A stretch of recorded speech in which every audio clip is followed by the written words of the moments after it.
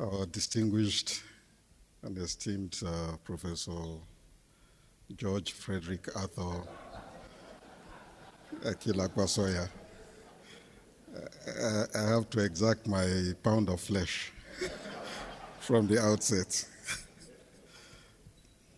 Excellency President Amos Sawyerr, Excellency Dr. Chambers, I stand on all of the existing protocol. As we came in here with the Executive Secretary of CODESRI and looked through the photo exhibition, I tend to eat my voice, but as I get excited, as we looked at the photo exhibition, I said to Dr. Murunga that there's still yet some hope for him, in the sense that seeing the evolution over time of Professor Sawyerr and how he has maintained handsomeness, even in old age, there is hope for you, Godwin.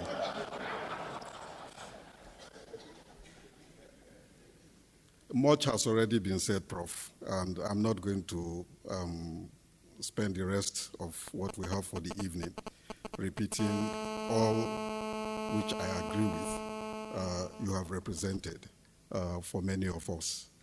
The story of 1995, Novotel Dakar, should be written one day, and I hope that story will constitute an important part not only of your own personal life as an institution builder, but also of a critical moment in Africa's premier social science institution, when we needed to think seriously about issues of transition and the kind of person who ought to lead a major transition in the history of the Council.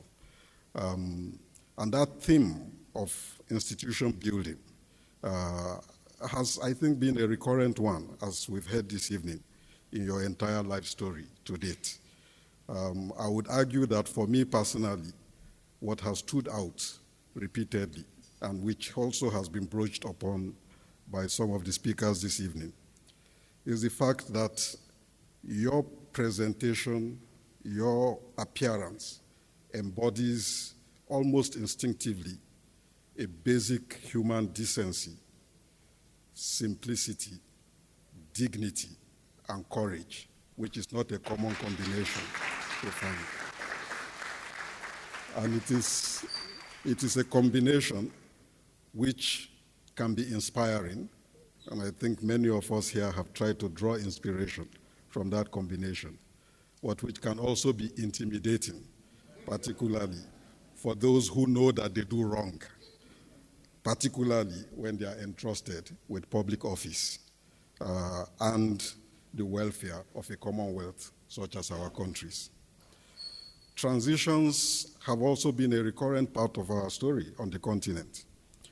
I think in the context of the subject which concerns us today, the transitions which we have gone through to a new phase of an effort to democratize the continent is an important one in which you have also, in your personal and professional lives, played an important part. Let's cast our minds back to the 1990s, or late 1980s, when, beginning from the very tiny next-door neighbor, Benin Republic, and people taking to the streets in what people assumed initially would be another one of the flash demonstrations, protesting difficult living conditions, but which would eventually pass. I imagine that the regime of Matthew Kerekou actually would have calculated that it's okay, they will march for one weekend or two, and it will be over.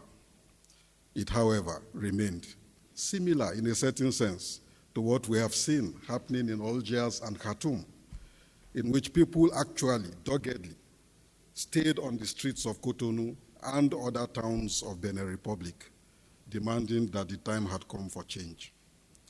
And that experience was to be reproduced in several Francophone African countries. at a time when, in fact, I think many people did not give any chance to the fighting and ordinary people of our continent to be the drivers of change. Because after all, from the mid-1960s, we began to experience a process not only of the concentration and centralization of power, but also of its personalization in leaders who proclaimed themselves, if not as saviors, as life presidents. Life presidents who, in the period immediately following after independence, argued that two things which were dear to all of us, nation building and development, could only be achieved if the plural system of governance on the basis of which independence was achieved would be dismantled in favor of single-party rule. Interesting that you were in Dar es Salaam, and perhaps one of the most articulate exponents of the case for a uniting of energies across the continent. And I would argue that perhaps one of the most honest in terms of his intention with regard to that argument for a uniting of energies of the peoples of the newly independent countries of Africa for the attainment of unity and the acceleration of development was the late Julius Nyerere, who was the founding president of the Republic of Tanzania. But not many others were terribly honest about their intentions when they made the case for the concentration and centralization of power, both around a single party project and within it in the office and the person of the president. And that began a process of authoritarianism that spread across the continent. Authoritarianism, which was to become a defining feature of perhaps the first decade of African independence. Now, there's a lot which has been written about that period in Africa's contemporary history. A lot of it, I'll argue, tends to be tendentious insofar as it tends to stigmatize the African. When you pick up the average African studies literature, as a litany of adjectives that have been deployed sometimes ex post facto to try to explain and describe what Africa went through in the period, with the World Bank even convincing itself that that was a lost decade in Africa's experience. But the rebuttal against that has also been done convincingly in the literature for us not to waste too much time here. What is important, and which I want to point to, is the fact that even if it was impeccable in terms of the ideals and ideas that informed it, the authoritarianism which grew in the course of the 1960s into the 1970s was to undo itself from within, because it became increasingly dictatorial to a point where even the goals of unity and development that justified it in the first instance failed to be achieved. And this was to be seen across the continent. Typical statistics about the state of Africa indicated a failure not just to accelerate development, but even to catch up. And examples have been given of countries which were on the same broad levels of development at independence with Africa, which basically galloped away from the continent in terms of their development record. I probably don't need to cite the example of South Korea or Malaysia or Indonesia and many others. But perhaps even more painful is the fact that authoritarianism became a source of division, not so much a source of unity, because as power became concentrated and unaccountable, it also became nepotistic and narrow, to a point where armies were recruited by presidents solely from their ethnic groups, for example. And security services were dominated by particular groups and regions of countries, setting the stage for some of the contestations that snowballed into civil wars in the course of the 1990s. And this was the broad background against which the transitions of the 1990s began. Instability followed instability. West Africa was a gold medalist in that regard. Hardly a month would pass by without news of a coup or of an attempted coup. And in the cases of Nigeria and Ghana, we seemed to shadow each other very closely. If something happened in Accra, you could be sure that within a year, martial music would also be sounding somewhere in Nigeria, announcing the birth of a new council, whether of a supreme nature or of a redemptive nature.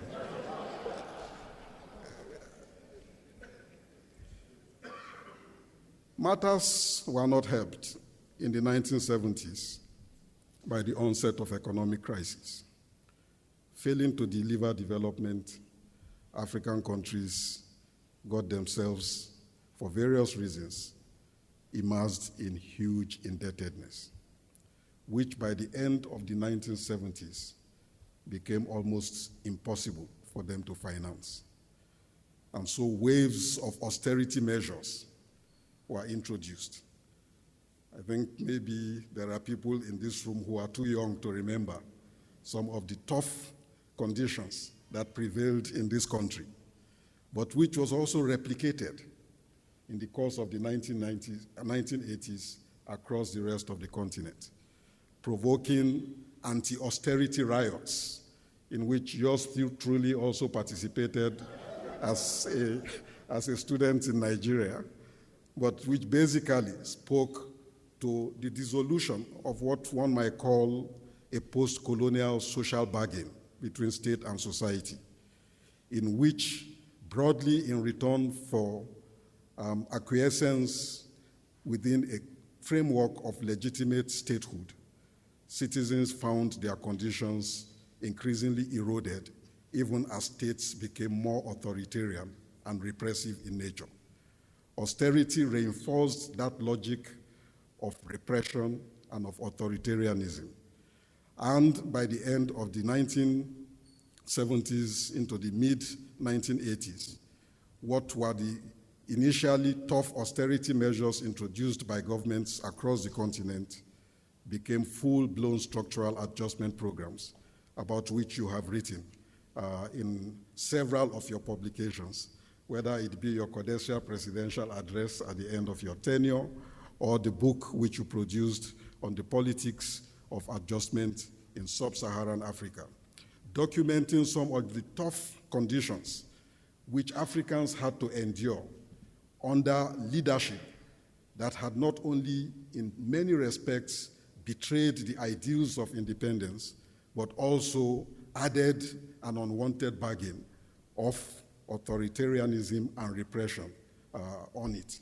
And effectively, this was the backdrop against which many began to take to the streets of Cotonou and other major African cities, resulting in the fall of long-standing dictatorships.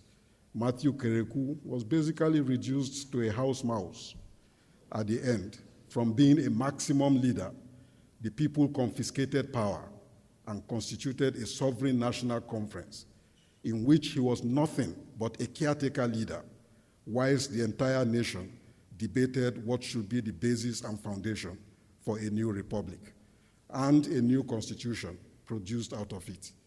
Some of the wiser dictators quickly took preemptive measures by announcing constitutional reforms to open up the political space and give the people democracy. Others who are more stubborn were either to lead their countries to war or eventually to be overthrown ignominiously as so-called IMF or anti-structural adjustment riots spread from cities as far-flung as Cairo to Khartoum. I remember the news of rioting Sudanese jubilating together with the security forces who had been sent to repress them as the army announced that Jafar al-Numeri had been overthrown and replaced by a new set of leaders. Now, if change was to come to the continent, if democratization was to be undertaken, how was this to be achieved? It seems to me that perhaps one of the big mistakes of the period was insufficient attention to the kinds of democratic politics which the context and the conditions of the times demanded. and that perhaps we were too hasty in putting a lot of emphasis on the rights that had been denied us under authoritarian and repressive leadership, military or single party, to a point where the completeness and comprehensiveness of what a democratic renewal could offer became more or less reduced to a minimalist menu of things that needed to be done. Constitutional amendments licensed a multi-party system to be reintroduced. Election management bodies were set up, and we invested considerable energy in trying to make sure that they were independent and had integrity. And across the continent, we are looking for more Afarijans who will help us to ensure that the elections are free and fair by all means possible. We were concerned about issues of civil liberties and of human rights. And I don't mean to diminish these, because if you haven't lived under authoritarianism, if you haven't suffered repression in the way in which those who, in some instances, championed the reform agenda had suffered, you probably will not value the fact that it does matter to have a right to demonstrate, to have a right to assemble, to have a right to a fair hearing under the rule of law, not to be beaten and tortured in prison simply for criticizing the president, or in the case of Yakubu Gowon in Nigeria, of a citizen who crossed him on the phone and who was told to drop the line, not knowing that it was a military president who was giving instruction, only to be traced and arrested and beaten for crossing the president on a line. Now, of course, he wasn't the manager of the National Telecoms Company, and the manager himself did not suffer any reprisals, but disobedience was not to be broached. And there are many examples which can be given of the kinds of pain which people experience simply for holding a contrary, an alternative, or a dissenting view. And so, no, I do not wish to diminish, but retrospectively, I think it's important for us in thinking of how we go ahead to the next phase of democratization on our continent, to also reflect on what could have been beyond what was in the course of the transition of the 1990s that we saw across the continent. To be sure, that transitional process, even as it began to consolidate itself, produced a number of excitements across the continent. Excitement, for example, at the fact that incumbents who had held power were defeated in elections, and that they accepted their defeat, right? That telephone call to congratulate the winner and to say, I concede, and the whole country would heave a sigh of relief that finally we are rid of a dictator. Or of the alternation of power, which was pioneered even in Ghana, where an incumbent from a ruling party would lose to an opposition candidate. And again, spectacularly in Ghana, sometimes were very narrow margins, which in my own country would have been completely unimaginable. That a concession would be given immediately on the basis of a few thousand votes that made a difference between the two grand political traditions that have underwritten the Ghanaian political system for years. Of the fact that within the context of the new dispensation, term limitation was introduced. And so the idea, which we had suffered in previous decades of life presidencies, of people declaring themselves messiahs ad infinitum, would be something that would be a story of the past in our experience. Of the decision by the African Union and of ECOWAS under the leadership of Dr. Chambers to insist that if power would change hands in any country on the continent, it would only have to be by means of elections, representing the sovereign will of the people of the continent, and that nobody would be welcome either to the councils of ECOWAS or of the African Union who comes to power by means other than democratic elections conducted. I can cite many examples of those gains, and I think you understand where I am headed. But there have also been concerns. within the parameters of what we have celebrated as successes of our democratic journey so far. And amongst them are issues that continue to worry Dr. Chambers and his colleagues of electoral integrity. And many countries where pleas have to be made behind the scenes and sometimes open threats that don't stuff the ballot and don't try to change the results last minute when you get intelligence agencies telling you that, Mr. President, it looks like you are losing, and you tell them, suspend the counting. And Ibn Chambers and his colleagues would fly in quietly, gather a few notables, and encourage the president to accept his fate and concede. So we still have issues of electoral integrity that we deal with. And this has been documented in the literature of a resurgent presidentialism, because presidential power haven't been tamed in an earlier phase, but with presidents basically recouping power on a massive scale in so many countries, of changes which we see taking place in the balance between the three arms of government, in which early signs of judicial independence or parliamentary autonomy are being lost in too many countries. And again, I can cite many examples of the problems and difficulties which we confront. And this is where I think that the challenge of building on the gains made and extending the experience of democratization in order to avoid a danger either of wholesale reversal or of a politics of anti-politics that could be detrimental to peace and stability in too many of our countries needs to be taken seriously. In this connection, it seems to me that one of the biggest omissions was the failure to make a strong connection from the outset between the political reforms which were driven and the socio-economic reforms that were necessary. That failure to make a connection between political reforms and socio-economic change has, in my view, perhaps been the single biggest obstacle to far-reaching and deep-seated democratization on the continent.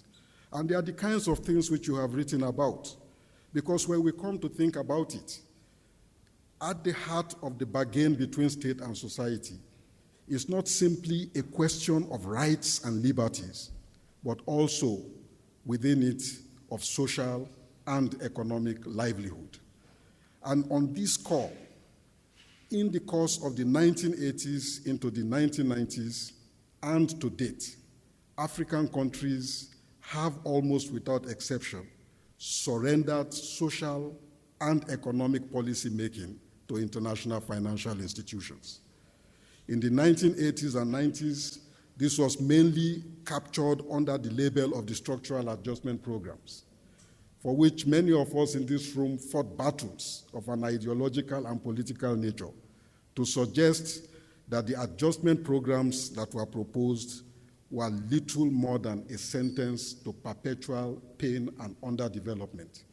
Because as an economist once put it, of a heterodox persuasion, the biggest mistake of orthodox economics, of neoliberal economics, is basically to say that a patient who is ill with a particular disease, let's say it's malaria, can only be cured by being given more malaria, essentially. And once you have a situation in which economies are in severe distress and crisis, what needs to be done in a lot of cases is simply to find the mix of policy instruments that will enable you to get the economies back on track. Even if austerity is imposed, it is understood in most development economics that this would simply be a temporary diversion from development, not the permanent new norm for seeking to achieve development.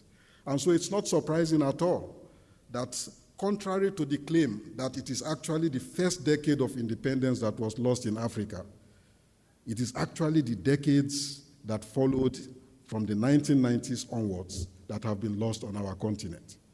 And in the context of the effort to build democracy, this particular question of sovereignty over economic and social policy was not put at the center of the democratic project. Effectively, therefore, our democratic experience, in spite of all the motion, in spite of all the pomp and circumstance that has gone with it, and in spite of some of the gains which we have made, I think actually we should congratulate ourselves that in an impossible situation, we made something out of it, has reached its limit. Because in the face of this unchanging and unyielding socioeconomic framework within which policy is undertaken, increasingly, democracy, as practiced, is nothing other than a tool for the legitimation of a neoliberal agenda, of an agenda which, in the context of the continent today, speaks not only to a persistent poverty, but also of high and unsustainable levels of unemployment among our young people, and above all, of growing inequality on a scale which we have never seen before. Not because that inequality is the product of an accident, but because it is actually a deliberate design integral to the entire neoliberal agenda. And in a context in which inequality becomes the defining feature of a society, democracy actually becomes itself a formalistic ritual. So should any of us be surprised that increasingly in many countries, citizens find it impossible to make a link between what is celebrated as democratic gains and successes and their lived daily conditions? To a point where cynics would even ask, are we going to eat democracy? In Ethiopia, where I live today, people would look at me, drivers, taxi drivers, my own office colleagues, and say, actually, during the time of Mengistu Haile Mariam, he controlled the price of beer, of teff. Teff was cheap. And now we have this guy who is just, everything is just up. Everyday prices are changing in the supermarkets. And it's that inability to make a link between the capacity which is inherent in democracy to deliver development, and of development to be a tool for democratization, of the symbiosis that ought to connect them, that our challenge lies today. And perhaps these are not terribly new things to us, but if on election day we have seen it, it's not an invention. It's probably not as dramatic in Ghana, but look across and look at what was being distributed at the last elections in Nigeria. And people would make a packet of kuli and put the face of a candidate and go to the electorate and distribute to people. It's not a joke. And distribute to people to vote for their preferred candidate, right? Basically buying the sovereign will of the people with pittance, because the people have been so driven into misery and poverty to a point where election day is their best opportunity to get a bit out of the system. It is rational, it is logical, but it is anti-democratic. And you don't see them anymore until 4 years on, when they have to come to campaign again and bring you a 5-kilo customized bag of rice with their faces on it. And to be sure that you don't cheat them, you also take your mobile phone to take a photo of where you thumb printed in order to then collect some cooking oil to go with your rice. We have seen it. It is not just a story which is limited to one country. It is a story which is replicated to one degree or the other across our continent. And Lisa Lakso, as far back as the 1990s, called it voting without choosing. Thandika Nkamdawire in the 1990s was to develop this further, building on Claude Ake, who warned presciently when this transition started that the parameters of democratization that we were embarking upon was actually the beginning of a democratization of disempowerment. And precisely on this point, Nkandawire was also to warn that democracies normally ought to be about negotiation and bargaining. But in the African experience, social and economic policy have been excluded from any serious public conversation and debate because a donor regime of truth has prevailed around the world, anchored on a neoliberal hegemony, which suggests that these issues are not for conversation. Elected officials may no longer talk about structural adjustment, but they have the medium-term expenditure framework that they must agree with the international financial institutions, and where, regardless of who we vote into power, whether from the left or from the right, from the north or the south, east or west, within a year of getting into office, reality strikes. You can't do much about your economic or social policy. And that is what he described as the bane of Africa's choiceless democracies. Democracy which ordinarily ought to give choice and alternative and allow for compromises and bargaining to take place around the broad direction of society for the sake of sustainability and stability is reduced essentially to an exercise in periodic rituals which are not even properly conducted in too many places. And this is where I think, again, drawing on your own experience, Professor Sawyer, this is where I think the time has arrived, where in rethinking where we go and how we break what seems to be a stalemate in our experience of democratization, we also have to begin to address our minds to the ways in which we can reinvent active citizenship. Because too many of our citizens have also somehow given up. Plus ça change, plus c'est la même chose. You can celebrate and dance for all you wish for a night, lose your voice, a few even lose their lives, jubilating that candidate X has won, and our hope has been kindled that there will be change.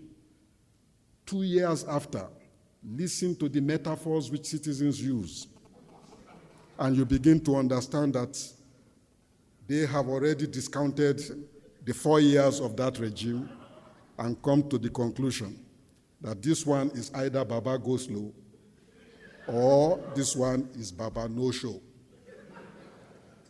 And we wait for the next cycle. And that cycle breeds a cynicism, which, if it was not expensive to the stability and well-being of our countries, may have been dismissed lightly.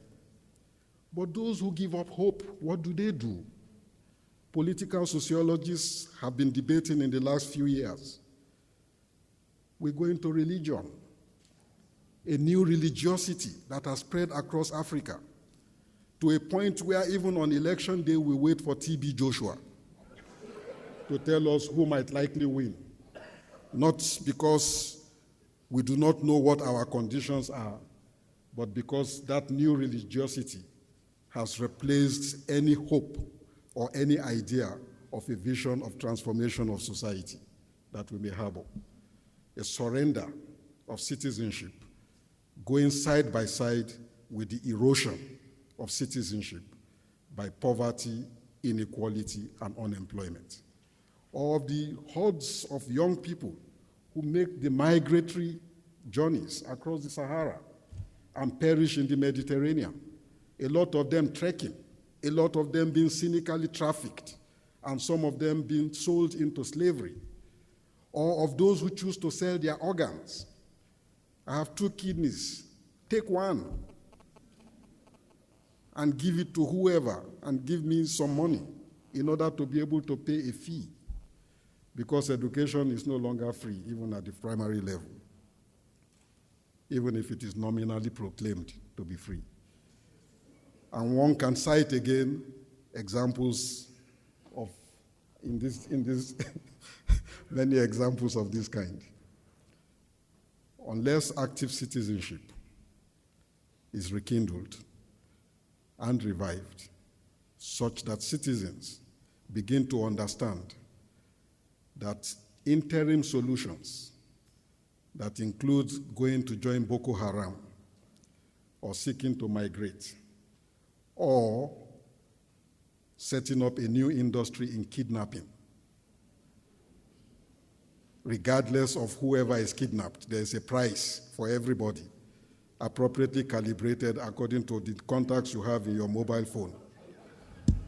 Unless people understand that there is actually no long-term sustainable answer and that destiny lies with us, in our hands, and that we as citizens represent the highest office in the land, not the person we elected president, not the person we elected governor, but that we, the people, are the highest office of the land, we may not, in fact, be able to get out of this very quickly.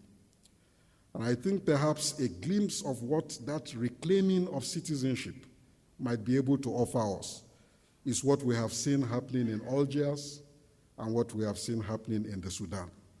Even in their incompleteness, even in their reversibility, we have seen that the will and the power of the people to take their destinies into their hands is the only sure banker that a renewal and a reconstruction can take place. And from that point of view, I think as we celebrate your 80th birthday, we can probably have some hope that that reclaiming of active citizenship can take place in your lifetime. We can. Thank you.